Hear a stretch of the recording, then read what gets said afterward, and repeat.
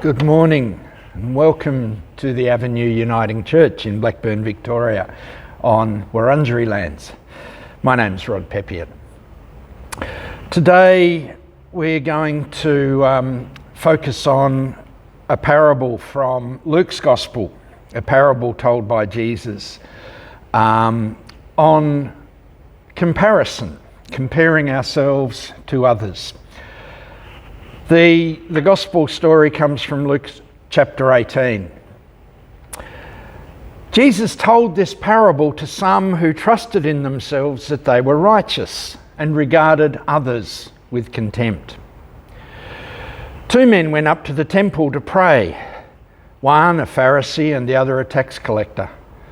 The Pharisee, standing by himself, was praying thus: "God, I thank you that I am not like other people, thieves, rogues, adulterers, or even this tax collector over there.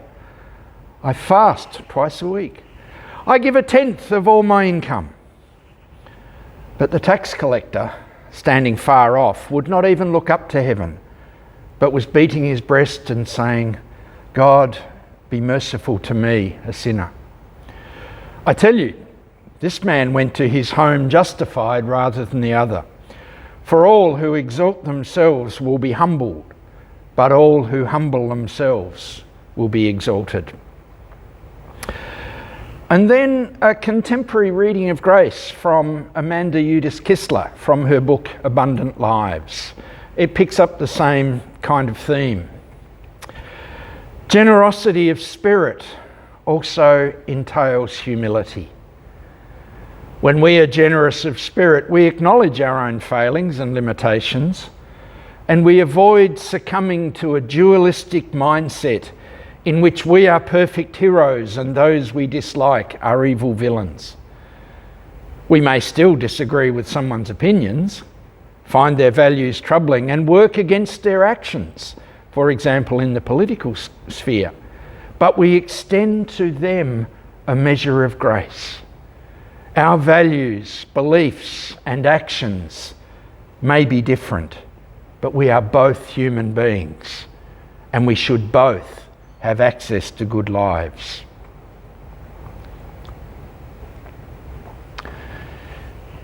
Jesus told a parable.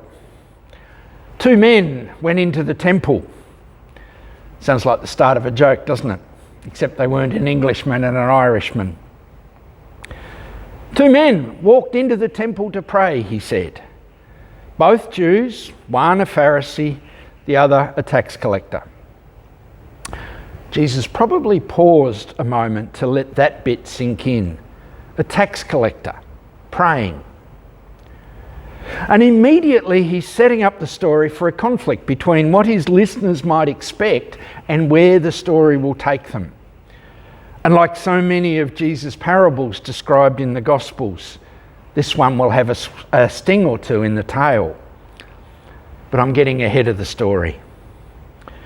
Jesus tells of the Pharisee standing by himself, no surprise there, and praying. His prayer is really about getting Yahweh to agree what a good fellow he is. He, the Pharisee, not he, Yahweh. It's a listing of all his better features and practices, all of them of value in themselves. But for Jesus, his prayer misses the mark.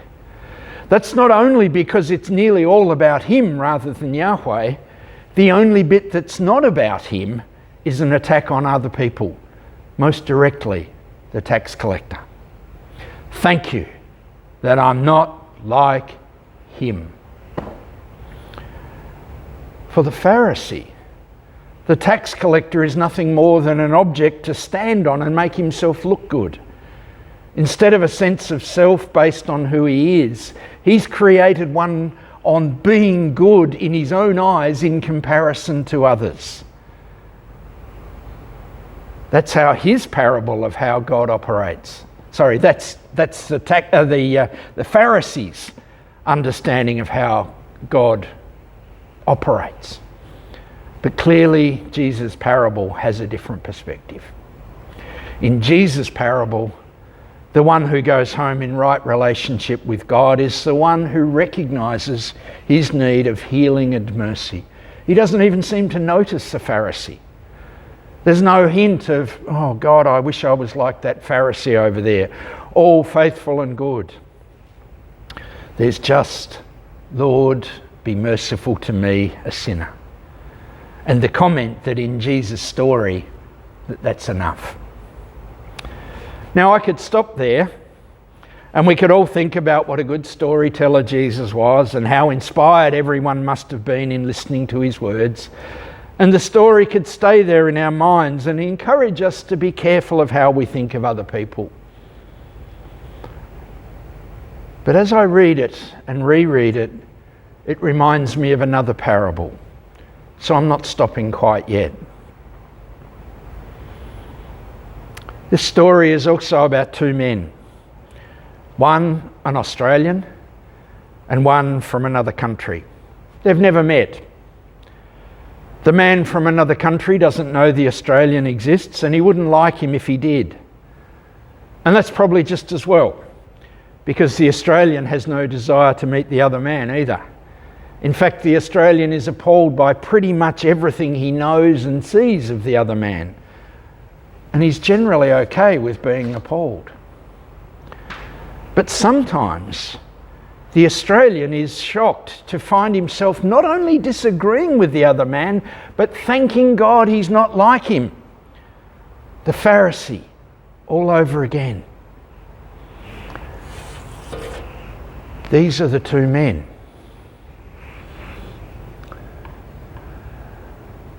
Myself and US President Donald Trump.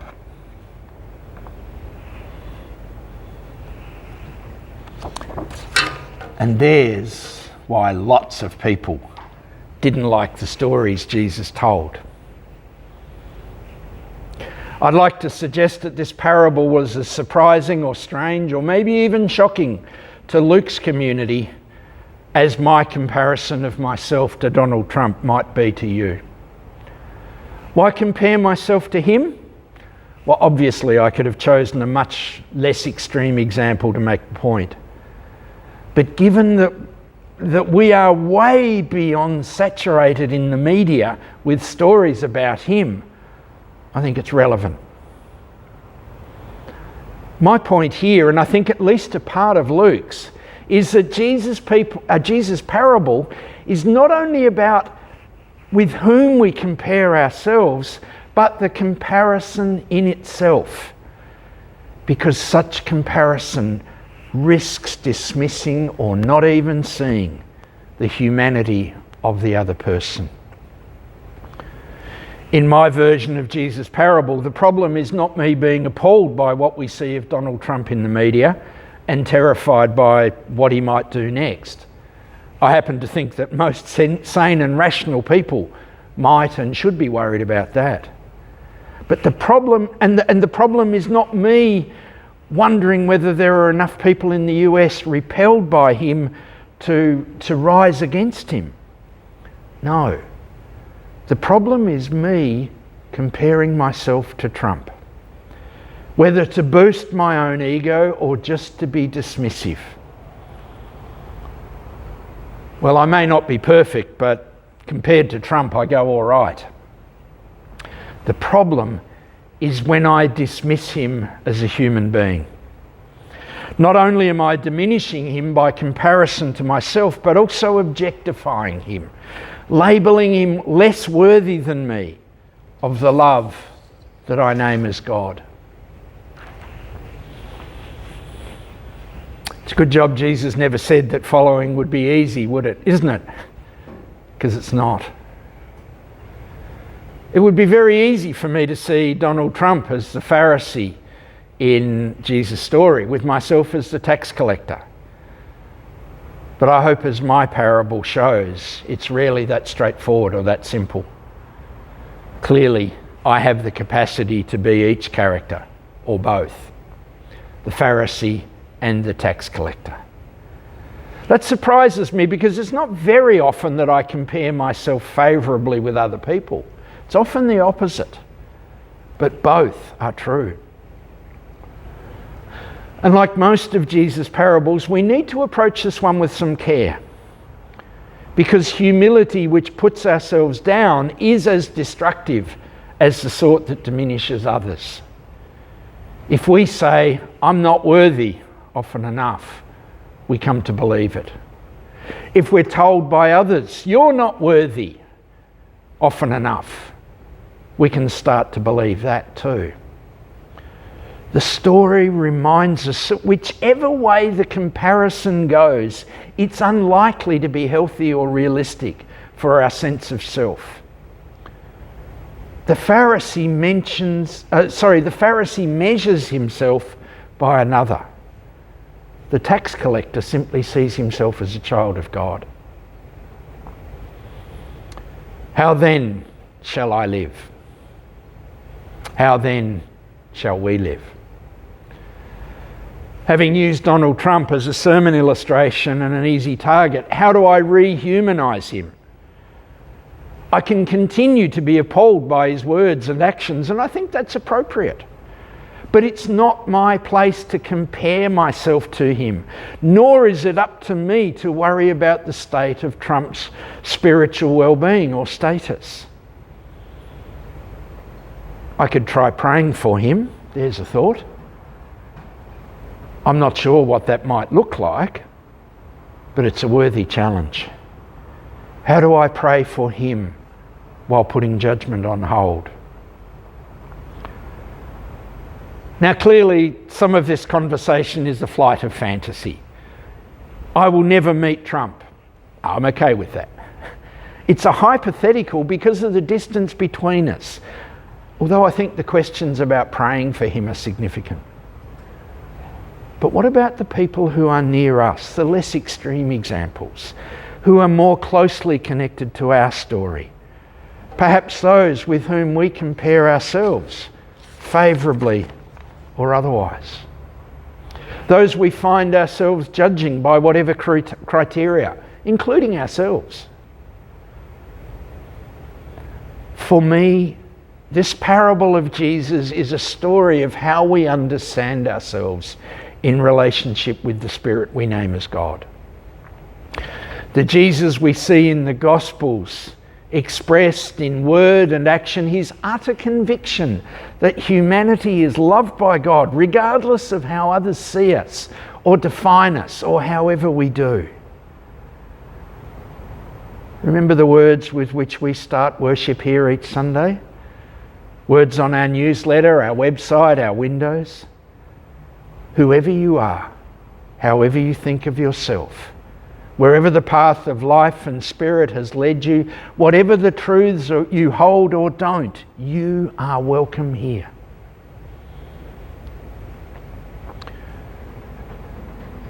Does our self-image depend on comparing ourselves with others?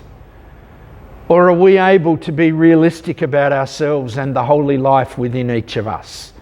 Beauty, warts, and all. I think Paul, the Apostle Paul, has some of the answer when you look at some of his many words to the Corinthian church, words I read recently for another context. He talks a lot about wisdom there and shows his own. And part of that wisdom is the recognition that it's not all about what we know or who we are in the sight of other people. It's about the grace and love we know as God. It's about willingness to be open and vulnerable to others, believing that there too we will find God waiting. Again, a lot easier said than done. But when we label or judge another person or ourselves, we effectively close off any chance of a growing relationship. How then shall we live? Jesus told a parable. I imagine that many of those listening to him that day were challenged and confronted by it, maybe even offended. But some heard. I humbly pray that it might speak to us today as it did to them. And may my thoughts and words and the reflections of our minds, hearts and imaginations bless the world in the name of Christ. Amen.